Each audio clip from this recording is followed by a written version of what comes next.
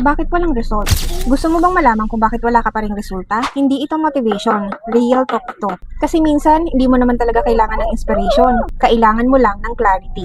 3 dahilan kung bakit hindi gumagalaw ang resulta mo. At baka yung una, ayaw mong tanggapin. Una, hindi ka accountable. Ang dali mong magsabi na bukas na hanggang sa nakalimutan mo na. Pangalawa, natatakot kang ma-judge kaya nag-hold back ka sa pagpo-post, sa pagme-message, at sa pag-show up. Ang tahimik mo, pero gusto mo ng maingay na resulta? Pangatlo, wala kang malinaw na ginagawa araw-araw. Kung kailan ka naman sipagin, saka ka lang kikilos. Pero friends, sa negosyo natin, hindi umaandar dahil lang yan sa sipag. Umaandar yan dahil sa tamang sistema. Kaya kung wala pang nangyayari sa'yo, hindi ibig sabihin na malas ka, kundi dahil walang structure yung effort mo.